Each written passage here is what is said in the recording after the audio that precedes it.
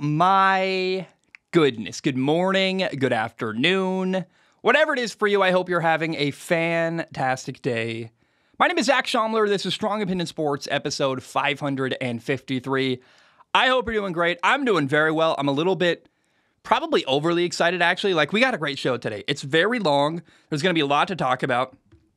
But, man, we're going to do a lot of follow-ups today, kind of going back to topics we've talked about before. And I think that's a strength of doing the show so frequently. I really like the schedule we're on. Doing the show so regularly, I can go back and comment on old stuff and clean things up and cover things for a second time. And I think it just makes the show better. It's just a really great way to do it. I love it. I'm really happy. I want to just share a non-sports related thought. You can skip ahead if you want to. I've had this thought for a few days in my head now, and I got to be careful how I tell this story because within the beginning of a YouTube video, there's certain words you cannot say, but my favorite beverage comes in a copper mug traditionally and has a Russian thing, and then the second half, it's a MM, and the second word is similar to a donkey. It's a type of drink. And I'm with my friends the other night, and they all use plastic straws. And I'm like, guys, why do we have straws? I've never understood the plastic straw thing. And I want to show you guys, if you're watching on YouTube, I can eliminate plastic straws so easily. Watch this. It's not that hard. I've never understood why we need straws. Like, drink like an adult. I don't know why we use straws. It never made sense to me. Also, a bit of comedy this week. Elon Musk has destroyed Twitter by naming it X, which is hilarious. And, it's great. It puts Twitter out of its misery. So hallelujah. And follow me on Threads if you want, at Zach Schaumler. Let's jump in today. I don't know, man. I don't know. I need to talk it out and calm down a little bit.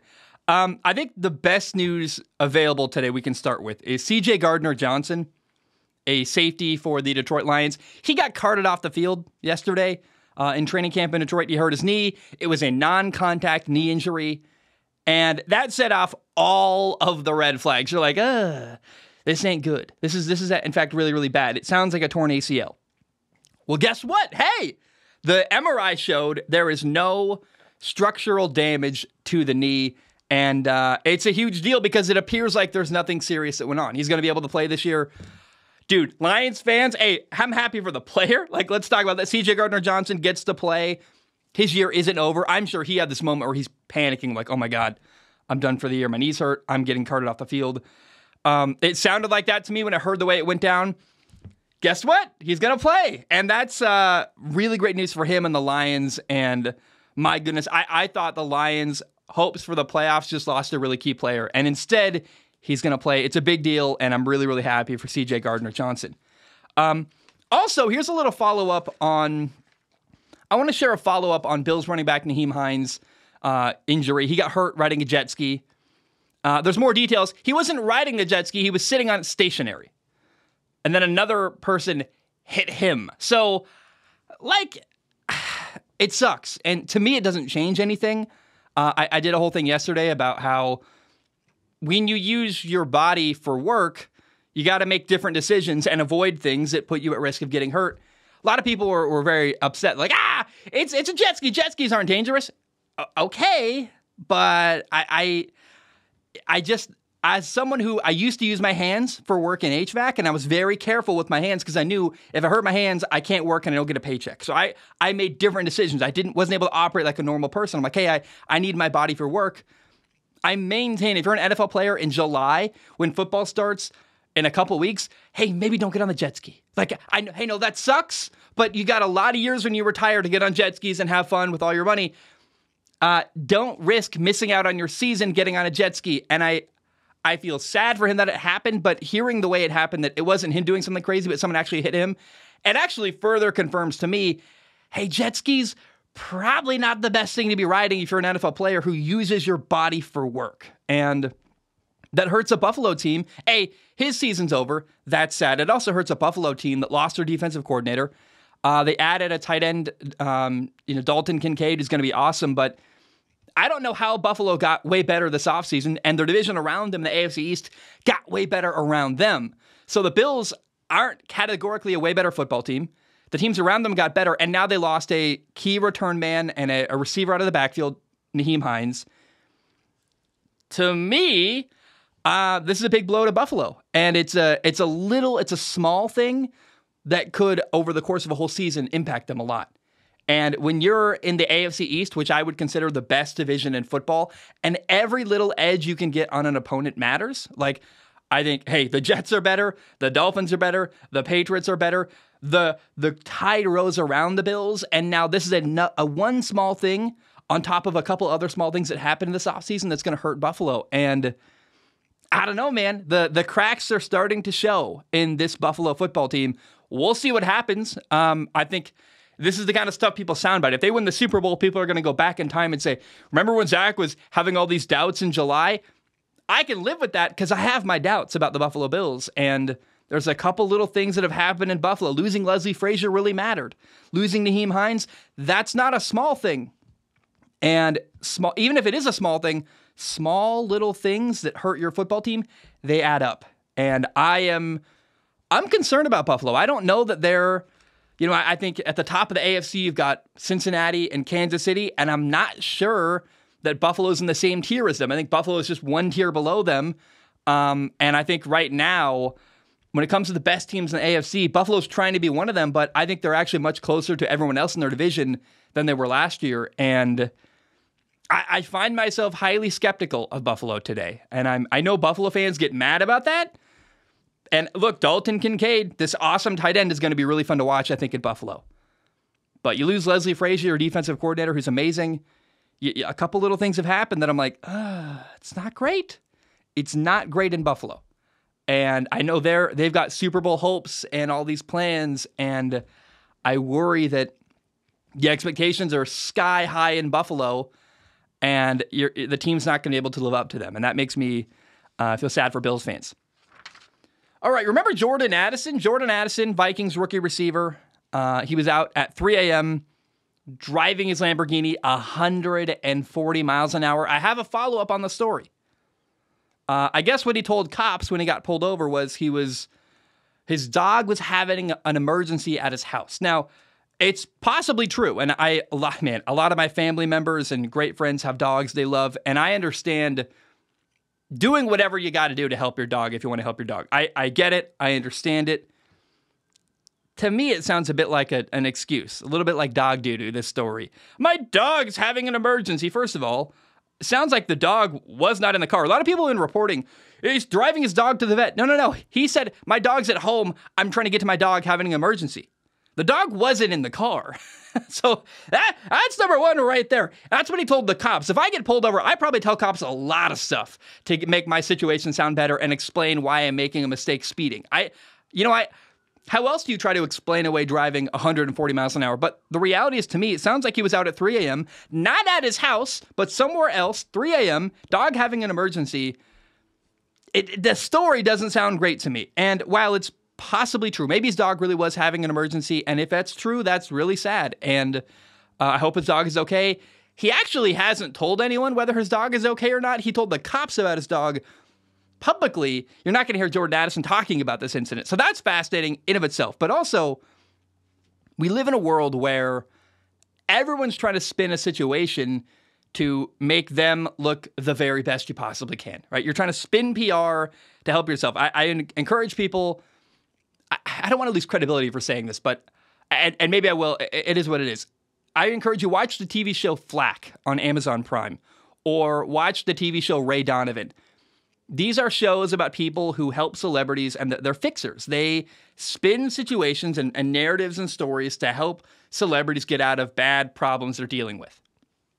That stuff really happens. Like, they're TV show examples, but that kind of stuff really happens in real life, where there are PR agencies that help athletes and celebrities spin situations to their advantage or make it sound a little less worse. And I don't know what happened with Jordan Addison, but the dog thing sounds very suspect to me. I'm like, when we live in this world where we're constantly being manipulated all the time by celebrities and the stories they tell us and spinning stories to help their public image, I'm like, Jordan Addison told the cops his dog was having an emergency. That might be true.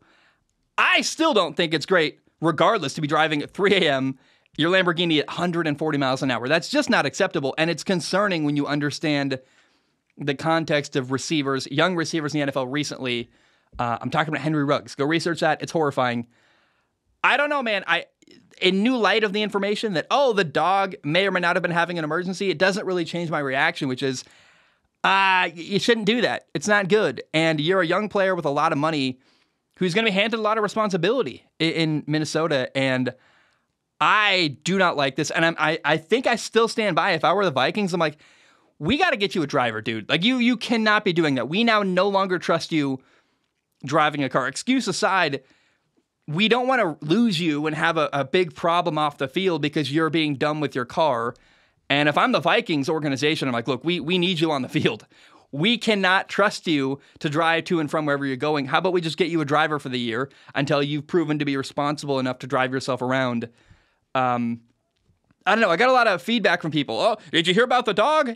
Yeah, the dog may or may not be true, but it's also suspect that he hasn't talked about it. If the dog really had an emergency, how come we haven't heard about it from Jordan Addison? He's gone silent. So I don't know. It's hard because we're on the outside of if his dog's dying, that's a horrible, sad thing, but he hasn't said anything about that. We don't know. And I find it hard to justify driving 140 miles an hour on a 55 mile an hour freeway in your Lamborghini. The story doesn't pass the smell test to me. But I don't know. I don't think I need to linger on that too long. I'm not trying to tear anyone down. I'm not trying to attack anybody. But there was new information there, and I took the information and was like, well, we'll see. I'm not sure how much of that I buy. But I try to be a healthy level of both skeptical and fair and empathetic, and sometimes that's a hard balance to draw and to be. But I think it does matter. It's important to try to be empathetic whenever you can.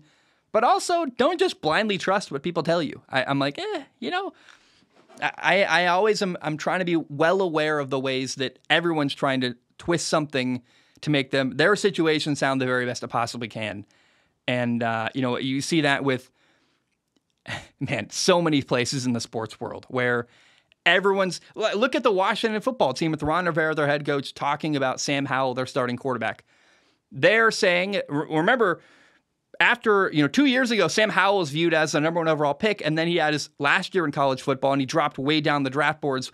We still view him as the same player he was when he was, initially viewed as a top pick. It's like, well, that doesn't pass the smell test to me. You're saying that. It's a great line. It's a good marketing term, but the reality is if you really thought he was the number one quarterback on the draft board, you wouldn't have waited till the 5th round to draft him. So I'm a little bit always like, it's a really good line. It's a good argument. I understand. But you don't really believe that because, again, if you believed in Sam Howell, you wouldn't let him fall to the 5th round. And maybe he's going to be great. Maybe you believe in him. But that's not a great enough argument to me because we've seen guys like Matt Barkley was once viewed a number one overall pick who played his senior year at USC and then fell way down the draft boards because it was very clear after watching his final year, this guy, he's probably not the number one pick we thought he was. And so my point is this.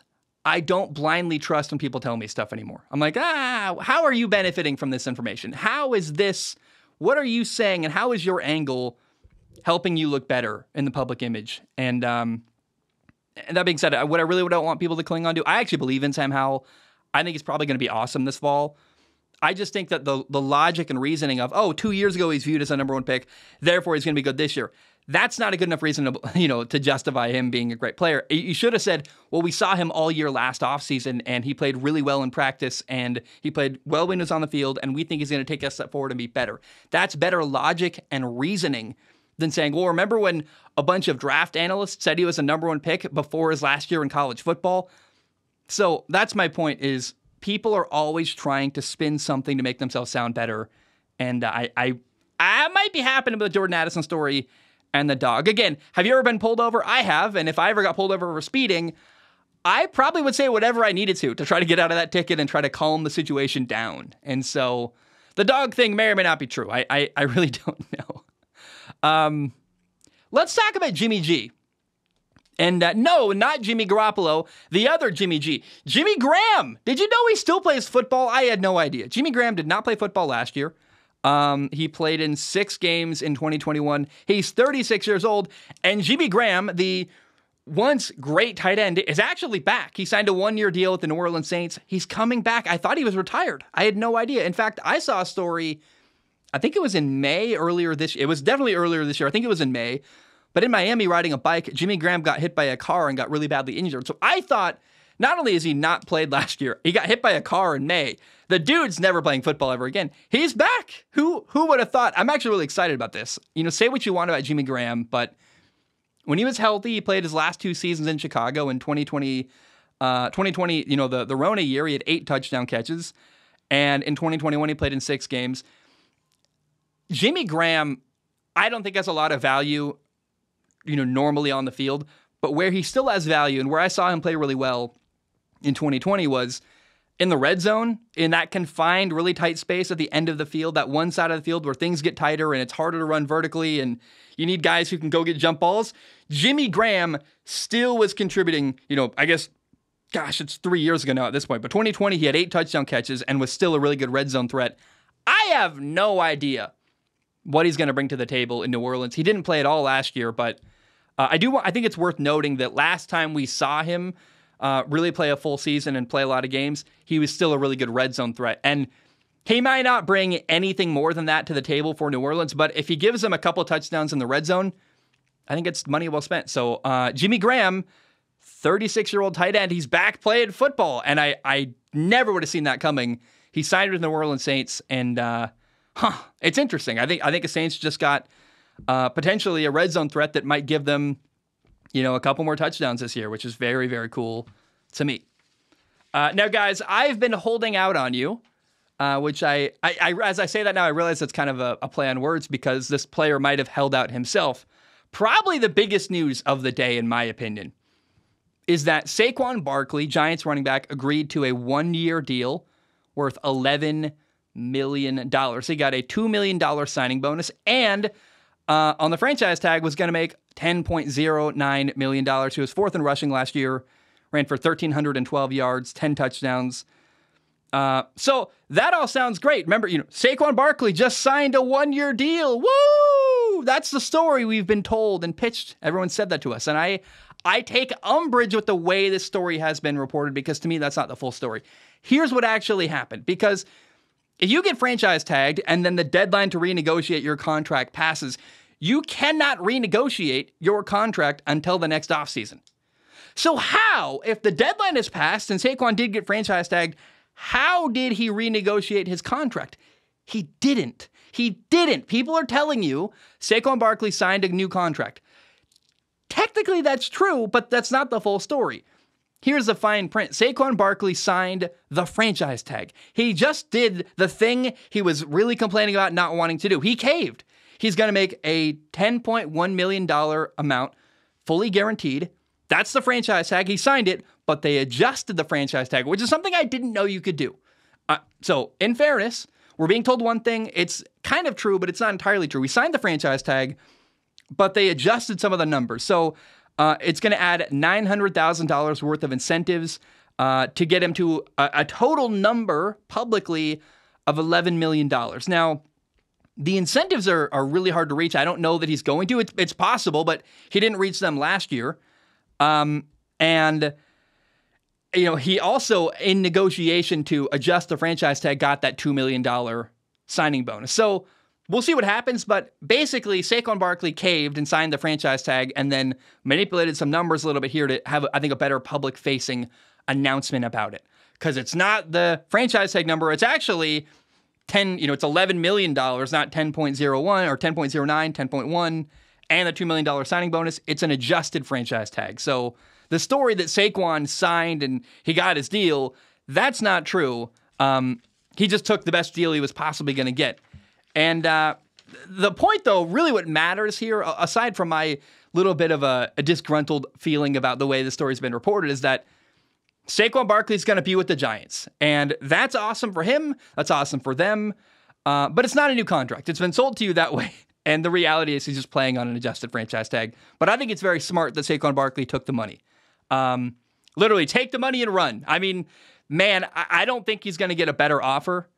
And I really, I think that was the right move, man. I don't think Saquon Barkley is ever going to make the money he wants, because that's a reality of the running back position. And, that's potentially now an extra $900,000 he was not going to make otherwise. If he reaches this really high incentive amount, he could get $11 million instead of 10.1. So I'm excited for Saquon. I think that's a right move. And I want to say it the way it really is, which is he signed an adjusted franchise tag. Now, I'm not going to lie. I was kind of annoyed for me. I went to bed last night. I was like, since coming back and doing YouTube again full time, I've only been putting on the YouTube channel the full hour-long podcast. There have not been any clips. And I'm like, you know what? I got an idea. I'm going to put out my first clip since coming back. I'm going to do a clip about why it doesn't make sense to pay running backs. Is something I called the video something like that. And I schedule it to come out 8 a.m. Hawaii time where I live, so that it comes out in the window of 2 to 4 p.m. Eastern time, which YouTube recommends as the best possible time to upload, by the way, in case you're curious, which I never have ever paid attention to at all. And I'm like, for once, I'm going to be a good boy. I'm going to try to put out a clip that people want, the shorter 9-minute video, and I'm even going to make it come out at the recommended perfect time, 2 to 4 p.m. Eastern time. I woke up in the morning, video's out, and guess what? I guess I woke up at 7. So video's coming out in an hour. Guess what? The news is that Saquon Barkley got a new contract. I'm like, dang it. He's in the thumbnail. I talk about running backs a lot. I immediately was like, just publish it now, and maybe it'll still land and be worth it. So there is finally a clip. People have wanted clips on the Strong Opinion Sports YouTube channel. I don't know, man. I did the very best I could. I think when there's a good topic, occasionally we'll put a clip on the YouTube channel, but not very often. But when I feel like I've got something really good, and I thought that video was really great, although in watching it back this morning, I realized there's a moment where I say quarterback. Like I say, I wouldn't pay a quarterback $16 million, and I meant running back, and I misspoke there. That kind of is unfortunate, but I got some bad luck, man. I'm like, finally, like, you know what? Not only am I going to put out a clip and make people happy, I'm also going to wait a little bit and put it out a little later to try to time it up better. And I got screwed, man. The topic of the day that I was going to put in that clip ended up being updated and already out of date. It still works. I watched it. I ended up putting it out because I thought it still really made sense and was a pretty good video. But dang it, man. Just my luck, right? Right as I get excited to put something out, it gets updated. By the way, Cowboys guard Zach Martin, he's a captain. He did not go to training camp. He wants a new contract. I think it's a big deal if their best offensive lineman doesn't play. Coach Gene Casey this morning, friend of the show, literally put out a video on Instagram showing like, you really need pulling guards to run the football well. And Zach Martin is the best guard in football, him or Quentin Nelson. And man, he wants more money. They got to pay him. If he doesn't show up, it's not great. Another holdout is Nick Bosa. He's not at camp for the 49ers. He wants a new contract. He's 25 years old on a rookie deal. He doesn't have a long-term deal after this year. He's set to make, I think, a salary cap hit of $17 million this year. I think it makes total sense why Nick Bosa wants more money. It's justified. He's, again, the very best at what he does. In him, if he's not the best, he's one of the best. Him, TJ Watt, someone like that. Myles Garrett's in that conversation. One of the best pass rushers in the NFL. He should be paid like it. He should have a long-term contract. He's got a lot of leverage. They need him in a very valuable position in the NFL. Like, if you're a guy who wants to play running back in high school and you're a really great physical athlete, maybe try to play linebacker or defensive end, because those guys get paid more money long-term, if I'm totally honest. But it makes sense that Nick Bosa wants more money. I think he's going to get it. One big contract did happen today, not a holdout. Trevon Diggs, cornerback for the Dallas Cowboys. It just happened like a couple minutes ago. Signed a 5-year, $97 million contract extension. I look, 2 years ago, he gave up a ton of yards. Last year, he got better. He gets a lot of interceptions. He's a corner that he challenges quarterbacks a lot, where like he will go catch the football. He will make interceptions. He gets turnovers. I'm always skeptical when Jerry Jones signs a player. Ever since the Ezekiel Elliott and Dak Prescott contracts, anytime Jerry Jones and the Dallas Cowboys hand out a lot of money to a player, I'm like, I don't know if that was the right thing, because their track record is so bad. It feels like they often get sentimental and give players a little too much money for what they're worth. We'll see. I don't know. He's not anywhere near the top highest paid average annual value corner in the NFL. But it's a lot of money to a player who In the past has given up a lot of yards. It's kind of honestly, it seems like a bet that Trevon Diggs is going to keep getting better and really be important. But to be honest, signing Trevon Diggs actually kind of reinforces this question I've had for a long time about Jerry Jones, which is, does Jerry Jones want to win Super Bowls or just make a lot of money and have a very successful business? Because every year Jerry Jones makes a move here and there that it gets headlines, he signs a new player, gives someone a lot of money, and, it's like, it generates excitement in the Cowboys world. Like, yeah, we got this player, he's awesome, he's going to stick with us, we gave him a lot of money, it's really cool. And on one hand, I guess it's because he's taking care of his guys, but on the other hand, it's like, well, I don't know if that makes you closer to winning a Super Bowl. I'm really not sure. The Cowboys often have a little bit bloated contracts, giving players more than they're worth, and it kind of hamstrings them from building great rosters around them.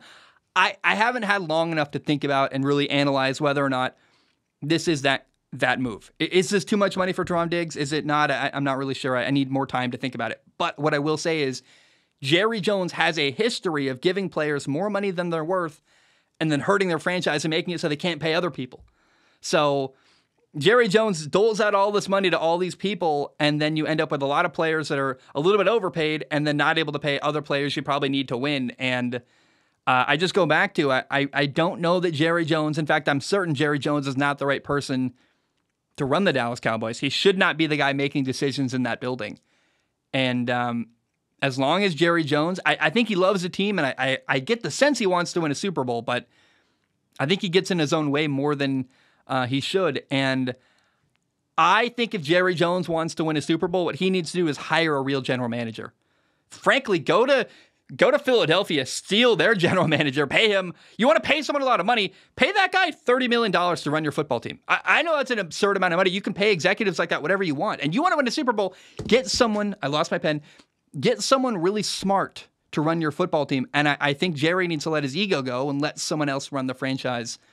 I don't know how we got on this conversation, but either way, what I haven't said yet is I'm so happy for Trevon Diggs. This is generational wealth. Great for him. $97 million. That's life-changing money. In a state, by the way, Texas, that does not have state income tax. Great for him. Still federal taxes, but I'm very, very excited for Trevon Diggs and happy for his future. But I'm also highly skeptical of the future of the Dallas Cowboys simply because the guy calling the shots there is someone I do not trust. All right. I hope it's been a good show. I'm not sure. I worry that the way I talked about Nyheim Hines and Jordan Addison was too harsh. That was not my intention. I really have no idea. I'm telling you what I really believe. I don't think a player so close to their year should be getting on a jet ski. I really believe that. I don't think a player should be driving their car 140 miles an hour at 3 a.m. when you have so much money on the line, a season coming up. It's just not smart. But I don't mean to attack these people. Like, that's not my heart and my energy or my desire. And so I really, it's weird, this sports podcasting world, because on one hand, like, you hope that what you say is a little bit controversial because that's how people get drawn in to watch you. But I never try to be controversial. I just try to say what I really believe. And I know a lot of people in the sports world do not do that. They intentionally say stuff to try to be controversial and trump things up. And well, that's a loaded term now. My gosh. But I mean it in the old sense of the word. I really don't try to. I'm not trying to make people angry or rile them up or create controversy or manufacture that. I say what I believe. And Strong Opinion Sports has that name, but I think it's become more of moderate opinion sports. Like, I really try to be fair and honest and open, and I say exactly what I think and what I believe, and I don't hold punches, man. I think that, for example, it doesn't make sense to have paid Saquon Barkley $16 million. I really believe that. I'll tell you that. But when I'm not sure, I say I'm not sure, and I tell you what I believe, and sometimes what I believe is that things are in the middle, and they're both black and white, but I really don't believe that Nyheim Hines should have been on that jet ski. I really don't believe that Jordan Addison should have been driving 140 miles an hour. You can't justify either decision to me rationally. That's just not smart. And I just hope it's clear, like, I'm never, ever trying to attack someone or start a fight. That's just not what I want to be as a person or as a content creator.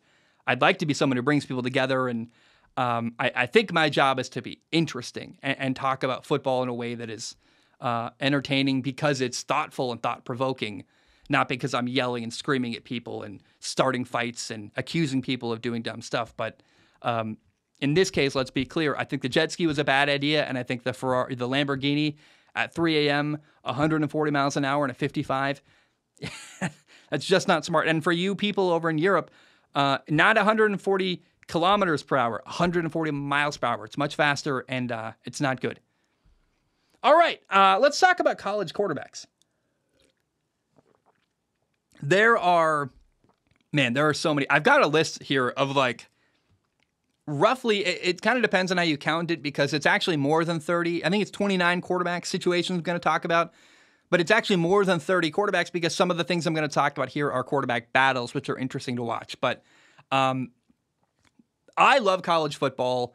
I love week to week sometimes you watch great games that are, I don't know, two SEC teams that are both highly ranked and neither has a great quarterback and neither is that compelling, but it's fun and there's an upset. Like college football has so many interesting storylines all by itself.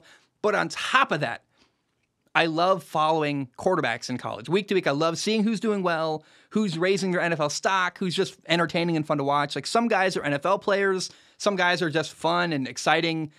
KJ Jefferson, for example, at Arkansas, I don't think he's an NFL quarterback, but my gosh, I love watching him. He's just a fun person to watch. And so I'm going to share the roughly 29, 30 quarterbacks that I think are going to be worth paying attention to this year in college football for a litany of reasons. I'll explain why for each one, but let's start with guys who have NFL potential. Caleb Williams at USC, Heisman Trophy winning quarterback. He's a wizard in the backfield. Like you can't tackle him. He's elusive. He can run for yards. He's got a massive arm. He's super accurate. There's a reason he won the Heisman Trophy. He's incredibly exciting to watch. And I am convinced if he came out of the draft this year, there's a good chance he would have been the number 1 overall pick ahead of Bryce Young this year at Carolina. I'm excited to watch him. He's coached by Lincoln Riley. And I cannot wait to watch Caleb Williams this year. Him or the next guy I'm going to talk about are the best quarterback in college football. And either Caleb Williams or Drake May at North Carolina are going to be the number 1 overall pick next year in the NFL draft. I just really believe that one of these two guys is going to be the number 1 overall pick. I'm not sure which one yet.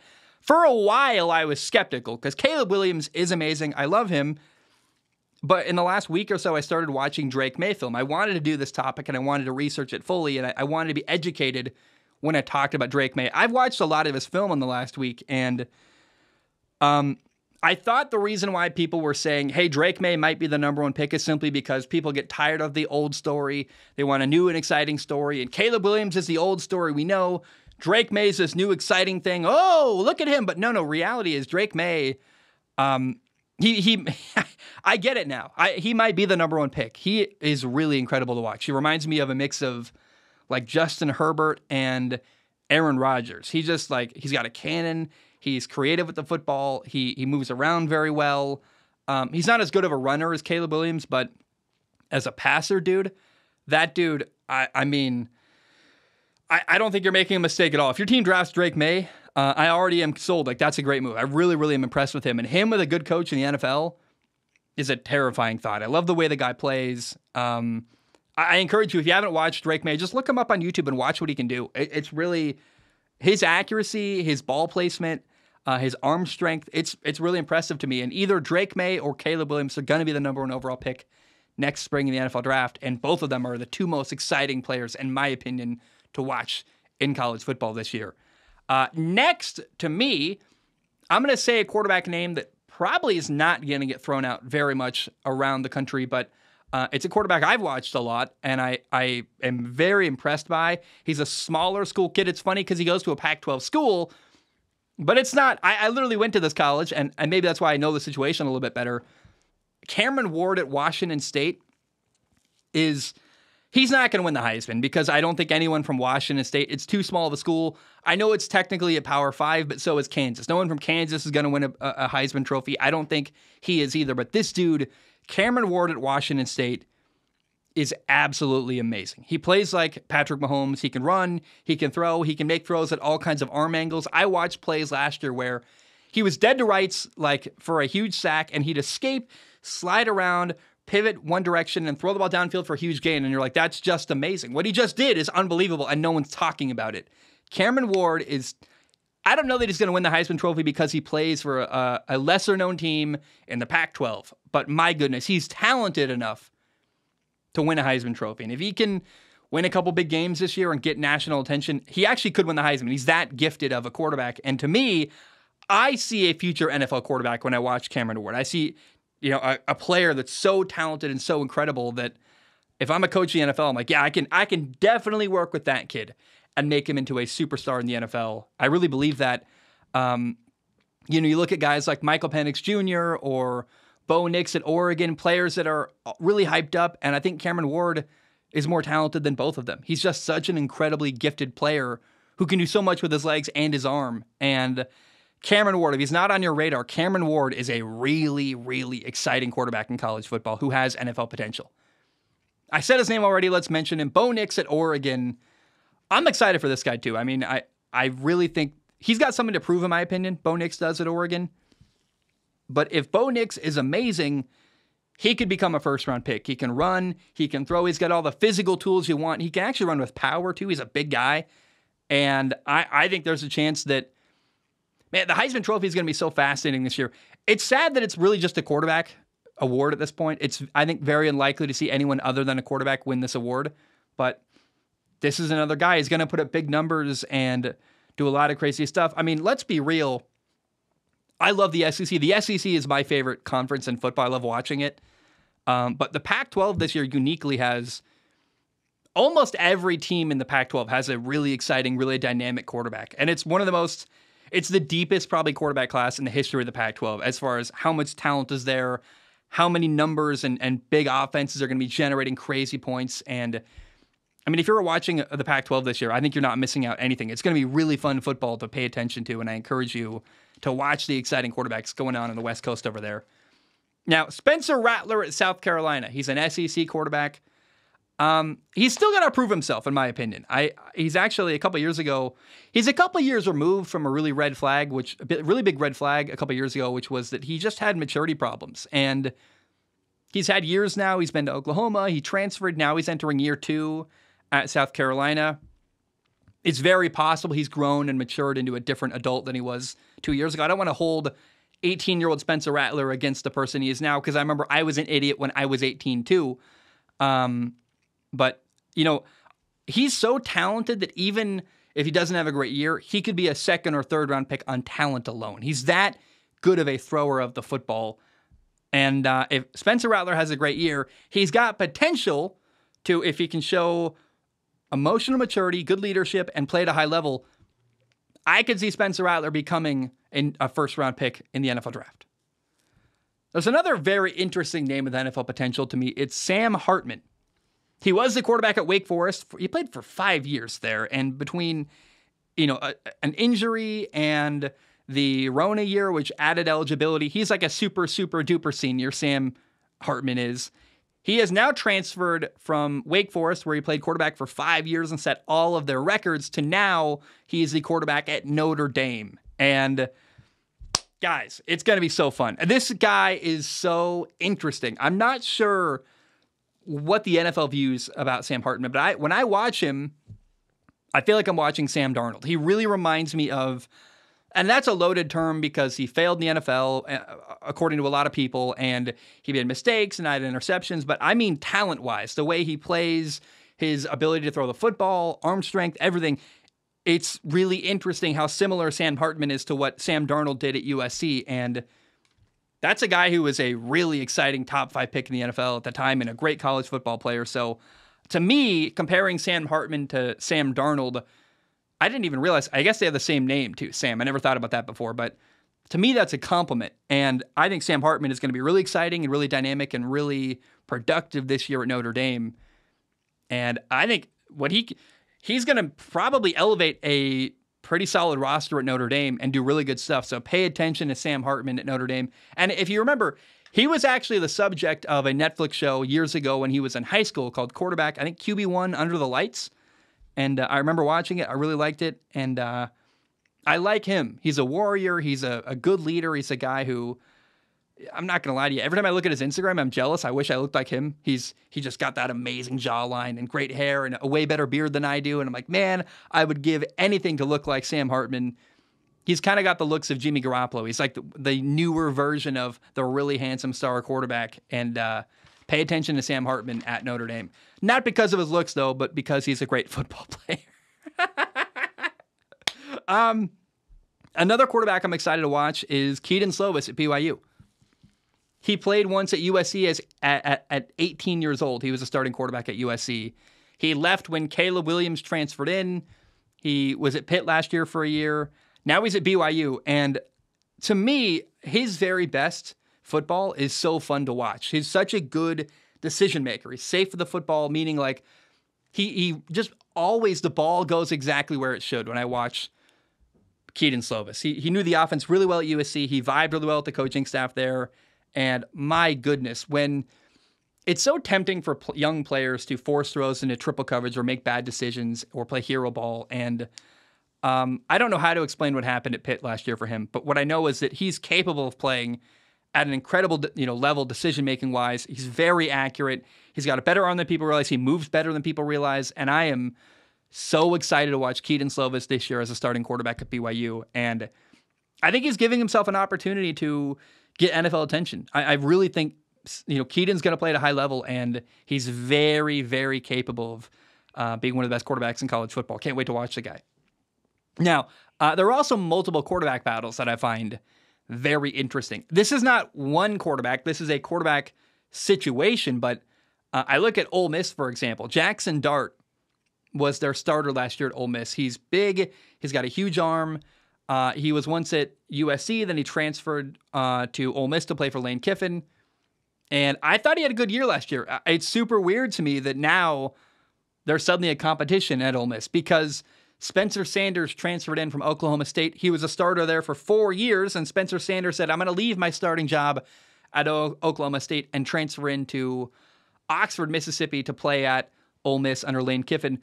That's already weird, to go from the starting quarterback at Oklahoma State to saying, I'm going to take someone's job at Ole Miss. It's certainly ballsy, and I respect the confidence, I guess. But then also, does Lane Kiffin hate Jackson Dart? What's happening? He had Walker Howard transferring from LSU as well. So basically all the quarterbacks at Ole Miss have not committed there, but then transferred in. Jackson Dart transferred in from USC. Walker Howard transferred in from LSU. Spencer Sanders from Oklahoma State. I don't know what's happening. I don't know why it appears like Lane Kiffin is desperate to replace. Did you hear about that squeak? Desperate to replace Jackson Dart, but I don't know. I don't follow the logic here. I thought Jackson Dart was awesome and had NFL potential. I'm not sure why it seems like he has a chance to lose his job, but it certainly does seem that way. And I am going to be very, very interested in what happens with the Ole Miss quarterback situation. And I think Spencer Sanders has a good shot of playing because he's a veteran. He knows the league really well. He didn't leave a good situation at Oklahoma State to become the backup. I don't see that happening. So keep your eye on that. Spencer Sanders is probably going to be the week 1 starter at Ole Miss, and I'm not sure that's the right thing or not, but it's just going to be fascinating to me. Now, another really good quarterback battle is University of Texas at Austin. Texas, it's just Texas. I don't know why I said it that way. But at Texas, you've got Quinn Ewers, who I think, man, last year Texas barely lost to Alabama when Alabama was the number 1 ranked team in the country. Quinn Ewers got hurt in the middle of that game. He went 9 for 12 and had a really good start to the game. He got hurt mid-game. If he finishes that game, I am confident Texas would have beat number 1 ranked Alabama. It would have been a massive moment for Steve Sarkisian, who used to coach at Alabama. It would have put Texas on the map, and instead Quinn Ewers got knocked out. They lost the game. I'm telling you, Quinn Ewers is really good. He's super talented. He got hurt early in the year, got beat up. That's not great. He missed a lot of games, but he's now competing against Arch Manning, Peyton Manning's nephew. So you got 2 really great, interesting quarterbacks at Texas, 2 former number 1 recruits in high school football, Quinn Ewers and Arch Manning. I have no idea what's going to happen. I know that Quinn Ewers is a special kid throwing the football. Arch Manning's unproven. I don't know what to expect, but I am fascinated to see how it plays out and to see who's going to be the starting quarterback week 1 at Texas. And then whoever starts week 1 does that last. Like, could Quinn Ewers start week 1 because he's the veteran, he knows the system a little bit better, but by week 8, could Arch Manning get elevated to the starting quarterback? I don't know, but I'm very fascinated to see what goes down in Texas this fall at the quarterback spot. How about Ohio State? The quarterback battle at Ohio State. Any quarterback at Ohio State is always going to be very noteworthy. They put up huge numbers. They often go to the NFL. Even their backup quarterbacks. Joe Burrow left Ohio State, couldn't even become the starting quarterback there. He went on to become one of the best quarterbacks in the NFL. So between Dwayne Haskins, rest in peace, Joe Burrow, C.J. Stroud, I mean, it's quarterback after quarterback after quarterback out of Ohio State. It's gone to the NFL and done really well. The battle at Ohio State is coming down to Kyle McCord and Devin Brown. I'm unfamiliar, honestly, with both of them. I didn't even want to do the research because I'm actually excited to watch them early on and just get to know these players organically. But we'll see. Whoever becomes a starting quarterback at Ohio State is going to instantly have a lot of name recognition and expectations, and for good reason. I mean, Ohio State puts out great quarterback after great quarterback every year, and I'm excited to see what happens. Now, not every quarterback on this list is interesting because they were good last year. DJ Uiagalelei lost his job last year as a starting quarterback at Clemson. He transferred out of Clemson before the bowl game even happened and went to Oregon State. I'm curious to watch him. DJ Uiagalelei is, let's back up and say that slower. DJ Uiagalelei is how you say that. It is not spelled that way, but I've worked very hard to learn how to say that properly, and I'm not going to screw it up now. He's a huge dude, man. He's 6'4", 250 pounds. Got a lot of NFL potential, in my opinion. But to me, his struggle last year was just confidence. I mean, he had some boneheaded mistakes. He got in his own way, and I want to see him go to Oregon State.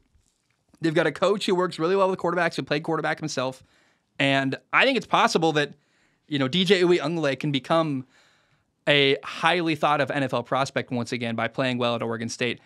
And this is what I mean. The Pac-12, I haven't even talked about Michael Penix Jr. yet or Jaden Delore. Like, the Pac-12 is loaded with so many compelling quarterbacks. It's unbelievable. Like, 10 of the 12 teams have a good quarterback this year that is like really dynamic and exciting. And it's just really cool to see. So keep your eye on DJ Uiagalelei at Oregon State. How about the guy who stole DJ's job at Clemson? Cade Klubnik at Clemson took the starting job as a freshman last year. His very first start came in the ACC title game. That's no small feat, man. He's a really intriguing prospect to play as a freshman at Clemson where, I mean, they've had a series of great quarterbacks in their own right, but this is truly the first quarterback. DJ always made me skeptical. He didn't play great. He had a lot of bad moments off the field, and we'll see what he becomes, but I'm not sure. Cade Klubnik is the first guy since Trevor Lawrence that I'm like, this guy is the man. He's going to be their quarterback for a long time at Clemson, and man, I just want to see him develop and play really well this year. I think he's going to, and keep your eye on Cade Klubnik. Now, we are nowhere near done. Again, there are like 30-something quarterbacks on this list. It's insane. I said his name a second ago. Michael Penix Jr. at UW. He's a lefty with NFL potential. He was second in college football in passing last year in the NCAA. I mean, I love watching his tape. I don't know. What I really need to do is watch Michael Penix Jr. and like flip the mechanics. So you can, on video editing software, you can mirror the image. So it'll make Michael Penix Jr. look like a right-handed quarterback. And I really struggle to watch a left-handed quarterback and evaluate them, their mechanics and their arm strength, because it just naturally it'll always look kind of weird to me. But when I flip it on editing software, I go, oh, I see it better. I understand it. Just I can translate it better for my own brain to analyze. Not like the decision-making. His decision-making is great, but the actual arm talent itself, it always just helps to flip it and get a better look at it and analyze it that way. But this is a guy who I'm excited to watch. He's got definitely a shot at the NFL, and some people, I think, in Washington would call him a potential first-round pick. I'm not really sure what to make of him, but I definitely see him as a top, I don't know. He within the first 4 rounds of the NFL draft, he's probably going to get drafted at minimum, and if not much higher. So keep your eye on Michael Penix Jr. at UW. Jaden Daniels at LSU, another guy with NFL potential. He's in his second year at LSU. He left his starting job at Arizona State. He didn't want to play for Herm Edwards. He left, and I think that's really cool. The dude can run, man. He ran for a lot of yards last year. There were times where I think he ran for more yards than he threw at LSU last year, and he's also got a good arm. So he's just a really great athlete at the quarterback spot, and I'm curious if Jaden Daniels can elevate LSU and make them way better this fall. But I think LSU, I don't know what's happening with Alabama at the quarterback spot. Alabama is a couple years in a row now been dominated by Georgia. And I am really curious to see if Jaden Daniels can maybe elevate LSU and get them, because the SEC, excuse me, Georgia's the best team roster-wise, but it does feel like there's kind of a crack and an opportunity here for another team to poke their way into dominance in the SEC. So maybe this is the year LSU does really well and, can beat Georgia, beat Alabama, and win the SEC. So if they're going to do that, it's going to have to go through Jaden Daniels playing at a high level, and certainly he's capable of that. Keep your eye on Jaden Daniels at LSU. Jordan Travis is a quarterback at Florida State who all of my friends in the sports world that are very smart tell me to pay attention to him. I see it, and I'm like, the people that tell me to watch him are often college football sports writers, and so I'm not sure. Is he a great quarterback in college, or is he like NFL good? I don't know the difference yet. I don't love his mechanics, but I'm telling you to pay attention to Jordan Travis. I'm going to have an open mind about him this year and just see what he can do. I like to see, I like when quarterbacks can impress me, and I always give them an opportunity to grab my attention. He's on my radar, Jordan Travis at Florida State. And let's see. I've seen him run really well. I've seen him do really good stuff, but I'm not sure if is he college good or NFL good? And that's a difference to me that I want to see what happens this fall. Taulia Tagovailoa, Tua's younger brother. He plays differently than Tua. He plays for Maryland. He used to play for Alabama like Tua. Then he transferred to Maryland to play for Loxley, that coach who used to be the offensive coordinator in Alabama. He followed him there. He's a little better athlete than Tua. He runs better. And Taulia is kind of a great example to me of how many quarterbacks there are now in today's football landscape. Like, it's just the quarterback talent is at an all-time high. Everyone can play. Everyone can make a lot of throws. I wonder if 10 years ago, Taulia would have been viewed as, oh my God, this guy's going to be an NFL quarterback. And now we're like, he's so good and yet so just he's not even great compared to all the other great quarterbacks that are out there. So I don't know where he's going to land from a professional level. I think he's the kind of guy who could, good quarterbacks are going to end up playing in the XFL, this, Canadian Football League, the USFL. Like, there is almost an oversaturation of quarterback talent around college football that a lot of these quarterbacks are going to be trying to find homes when they're done with their football career. And what it's going to do is make leagues like the XFL and Canadian football even better, because we're not going to have to watch, Brandon Silvers, that horrible quarterback. In the XFL, he drove me nuts. We're going to see guys who are truly really physically gifted, who can run and can throw. And every XFL team is going to be loaded with talent like Taulia Tagovailoa, and if not better, he might go to the NFL. I'm not sure, but certainly this is a guy who can play professionally at some level, and there's a lot of quarterbacks like that. Another one, for example, is Grayson McCall at Coastal Carolina. Is he an NFL guy? I'm not sure. Canada, definitely. XFL if he wants to. He's fun to watch. He's a Sun Belt quarterback in an offense that's really an exciting system to watch, where they do. Coastal Carolina is always doing unique and fun play designs that you're like, dang, they're at the cutting edge of football, aren't they? And they really are. It's cool to see. So Grayson McCall is a guy who, a lot of people always say he's an NFL quarterback, and I will see. I certainly think he's a Canadian Football League quarterback, if not better. And I don't know. Pay attention to him. I think he's in his last year at Coastal Carolina. Let me verify that. Grayson McCall, what's the word? Eligibility. He's a redshirt senior in 2023. However, he can use an extra year of eligibility that was granted during that 2020 Rona year. So this might be Grayson McCall's second to last year in college football. I don't see why. If you're Grayson McCall and you're not a guaranteed first-round pick and you're kind of a fringe NFL quarterback, stay in college, be the man, have fun, play a lot of high-level football. Another option is Grayson McCall could transfer up to a higher-level program out of the Sun Belt to maybe he's a quarterback in 2 years at Alabama. Maybe he's a quarterback at LSU after Jaden Daniels. Grayson McCall's a guy that could benefit from going from a small, lower-level college football team to an elite program and getting on a bigger stage with a bigger audience and trying to raise his draft stock. So pay attention to Grayson McCall. I love hearing that he's got 2 more years of eligibility despite the fact he's a senior.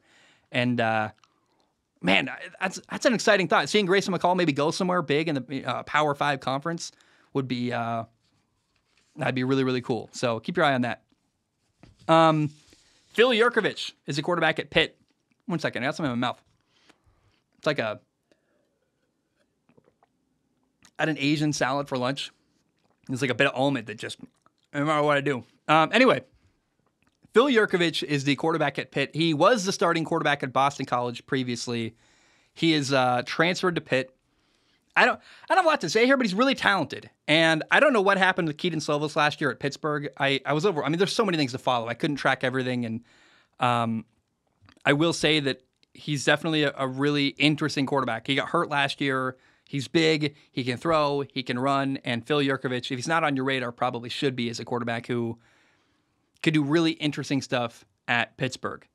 Then you got J.J. McCarthy at Michigan, a young guy who he's smaller and he needs more time to develop, but he's a quarterback who's on my radar, but probably not going to be one that I'm going to have high expectations for at the end of this year. But he's a guy who's in progress and is building towards maybe a potential NFL career. And with J.J. McCarthy, I'm just curious to see how he develops. I mean, he's really talented and could have just a monumental explosion at any time. And so maybe it's this year, maybe it's next year, but J.J. McCarthy is a quarterback worth paying attention to because he's super talented. He can make a lot of throws from crazy arm angles. And I think he could have a breakout year this fall at Michigan. And if not this year, definitely probably next year, as he just keeps getting more experience and keeps developing as a young quarterback in college football.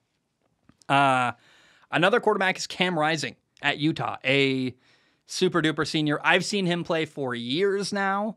The most honest thing I can say about Cameron Rising is that he's a fun college quarterback. I've got nothing but respect for him. I like him. But unless he gets way better this fall, he's probably just an NFL backup at best. He's not very mobile. He's got an average arm. But he makes good decisions. He runs that offense really well at Utah. They are a team that I would love to play quarterback for. They run the ball well. They've got good athletes everywhere. They got a good defense that's well coached.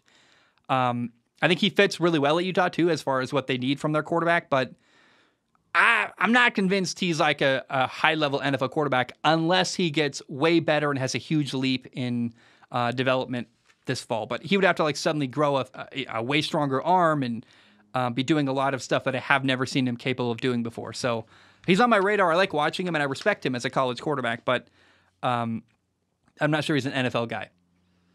KJ Jefferson at Arkansas.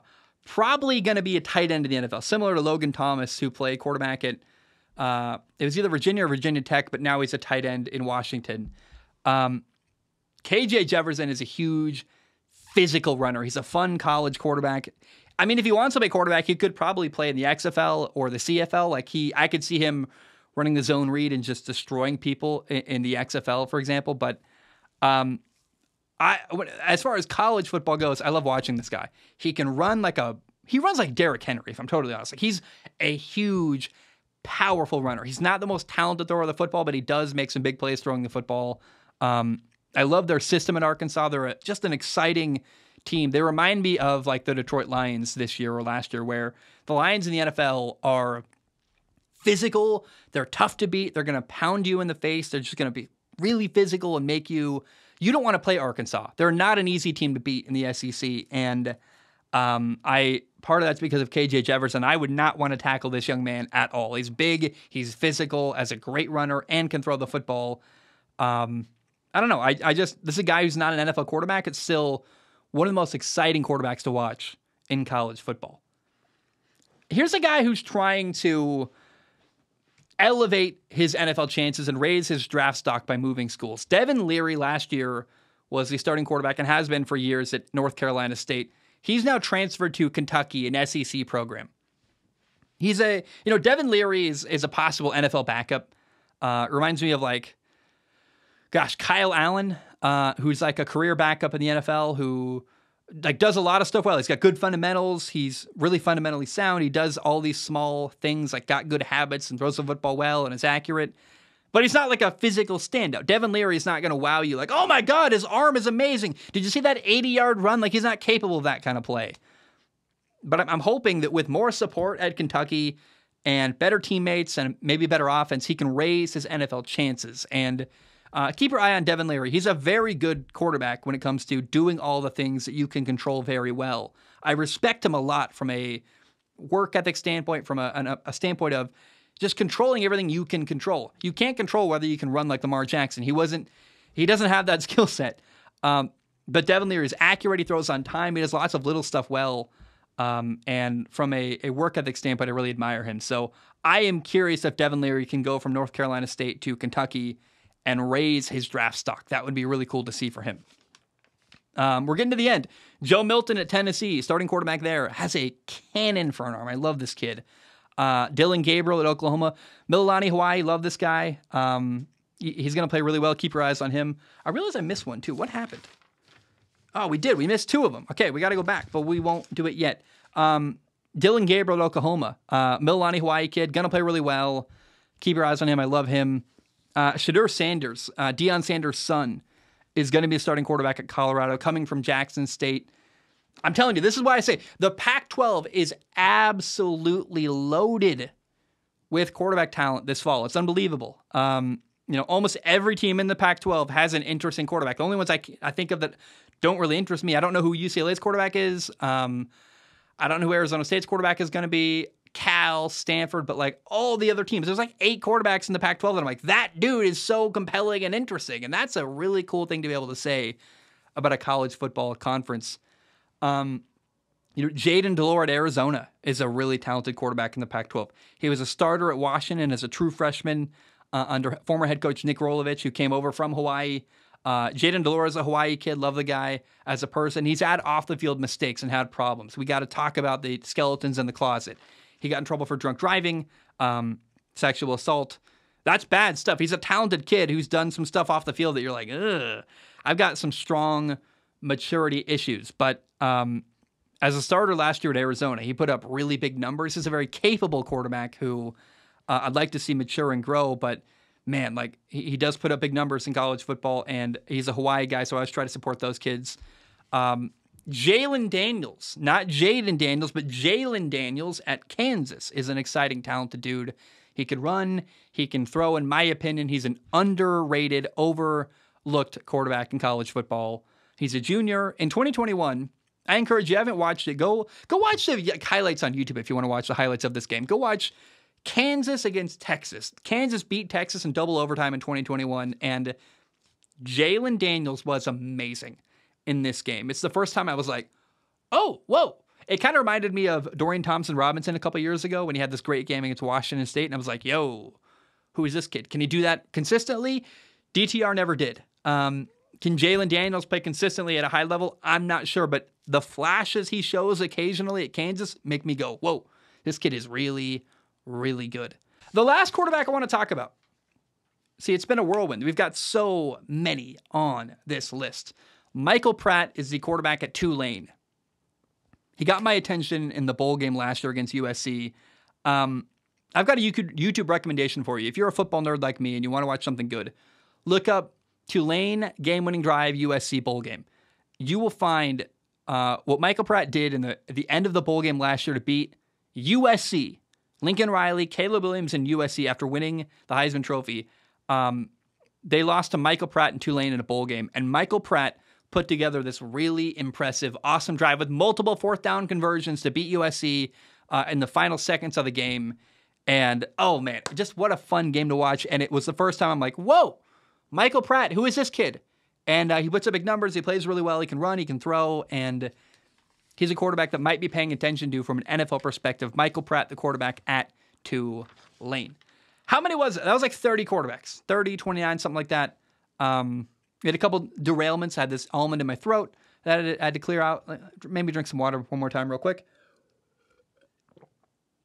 Why is it that almonds and popcorn kernels are just things that no matter how many times you rinse your mouth, how many times you try to flush it all out, they just linger. There's always like a popcorn kernel after I go to the movie theater. It's just hanging out back of my mouth that I cannot get rid of no matter what I do. Anyway, 29 different quarterbacks, roughly 29, 30 situations we talked about. And those are the quarterbacks I'm going to be tracking and following this fall. I highly recommend it. I want all of these guys to do well. They can't all be NFL quarterbacks. They can't all be the top number 1 overall pick, but I certainly root for all of them to do well. And it's so fun to track their storylines, their progress, their development every year. And these are like the 29, 30 quarterbacks we're going to pay attention to this fall. I think what we're going to do is watch college football on Saturday, and then on Sunday mornings here in Hawaii, I'm going to record a college football video breakdown of what happened. And then on Monday mornings, we'll do a recap of what happened on Sundays in the NFL. So, and then Tuesday, we'll really get even more nerdy and nitty gritty into what happened in the NFL. But I want to do a podcast every week dedicated to what happens in college football, covering all of these guys we just talked about, all these storylines that are interesting to me. It's just often like really hard to, for me to ignore all of these great things. It's just, I have this ADHD brain. I love quarterbacks and what they do. And every Saturday I sit at home and I'm like, did you see? Oh my God. And there's like 50 things I want to talk about on Sunday morning. So we're going to do that this year, cover college football a little bit differently than in the past. And I really want to talk about as many of these guys as I can week to week and highlight all of them and follow their storylines. And DJ Uiagalelei, that's such an interesting story. How is he going to do at Oregon State, a transfer after losing his job?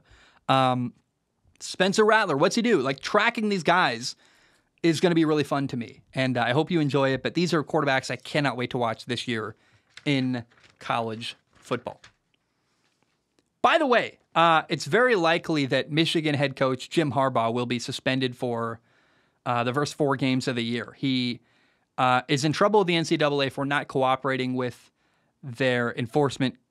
It's a level 1 violation, which is the most serious to the NCAA. It was originally going to be a level 2 violation, but then they got mad at him for, it wasn't as serious, but the NCAA got angry at him for not cooperating and they elevated the violation. So it's very likely, we found out Tuesday morning today, that Jim Harbaugh is going to miss the first 4 games of the year coaching at Michigan. So he would miss the East Carolina game, UNLV, Bowling Green, and Rutgers. 1 Big Ten opponent there, Rutgers.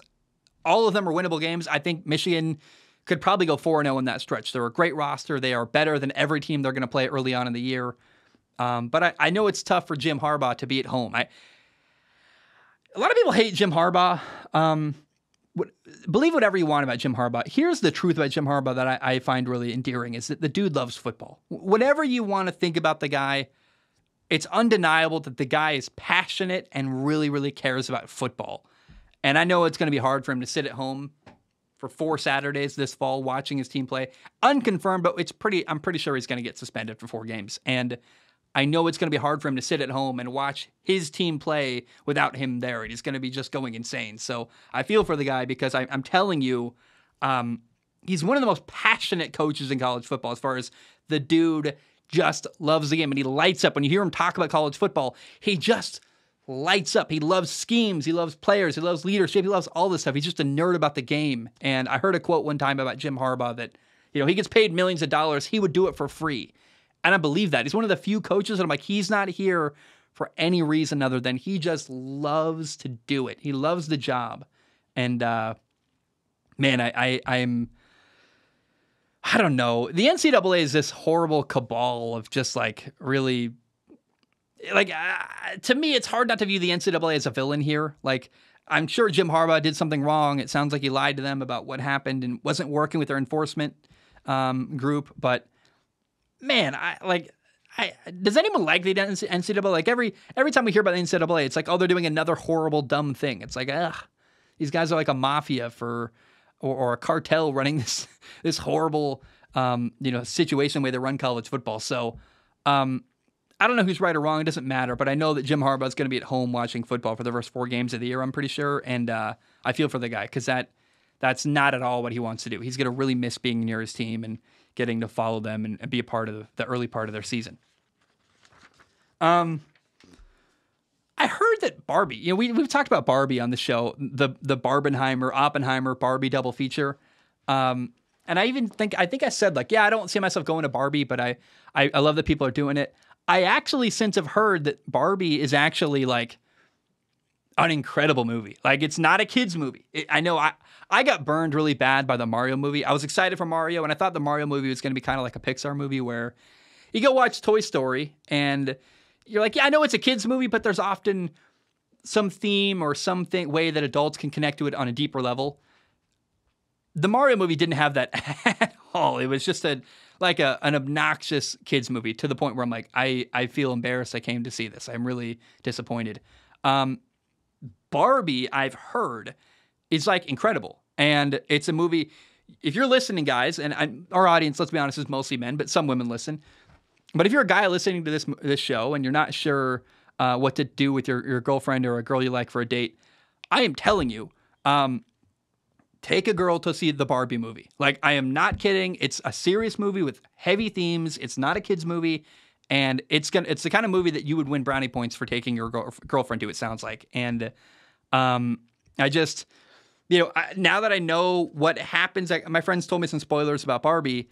Now that I know what plays out in Barbie, and then I know that the other movie, Oppenheimer's about creating literally the atomic bomb, I'm like, what's more fun, Barbie? Like this uplifting, heart-wrenching, like emotional and dramatic, awesome movie Barbie, or Oppenheimer. I never would have thought. I love Christopher Nolan, my favorite movie of all time. One of them up there. Definitely my favorite Christopher Nolan movie is Interstellar. It's amazing. I never would have thought I would say that, but Oppenheimer sounds depressing and sad. Barbie sounds, I don't know, it's not sad. It sounds like there's a lot of social issues and some really heavy conversations there, but it sounds way more enjoyable than Oppenheimer. And I never would have thought I would say that. So guys out there, I recommend, if you want to take a girl on a first date, especially a girl you want to win brownie points for, dude, take her to see Barbie. What a strange recommendation. I never would have thought I would say that. And it certainly probably doesn't fit under the sports podcast, but man, you should probably check it out. Okay. This is now old news, but I want to talk about it. It's a sports story. The right fielder on my favorite baseball team. I only have one favorite team in sports. I don't have a favorite NBA team, no hockey teams, no NFL teams, no college football teams. I am very proud of the fact I do not have an affiliation to any favorite team, but in baseball, I make an exception. I'm a Mariners fan, and Mariners right fielder Jarred Kelenic,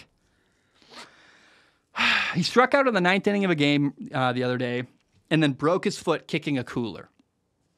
He's likely out for the year. I guess, there was like a report, he could return by September. And I'm like, haha, yeah, the Mariners in a playoff run. Great. Yeah, Jarred Kelenic's going to be ready for that imaginary playoff run that's never going to happen.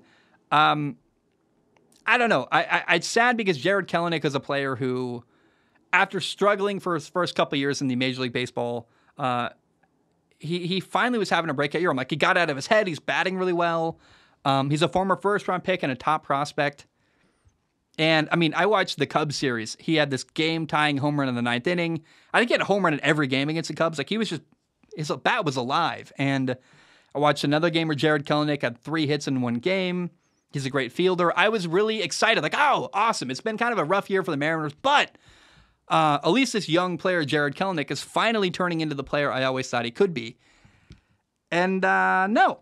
He had this dumb self-inflicted injury where he kicks a cooler and fractured his left foot. And you're like, man, come on. I hope he grows up. I mean, I've always thought that watching the Mariners, Jarred Kelenic deals with failure poorly. Like when he strikes out, he's F-bombs, is really angry. But I also, at the same time, I admire the passion. Like, you don't want to be happy when you strike out or fail. And baseball involves a lot of failure. You got to have to learn how to deal with it. But you cannot fall apart emotionally when you strike out or have a loss. And to me, I'm sad because Jarred Kelenic was finally figuring it out. It's good for his career. It's good for me as a Mariners fan.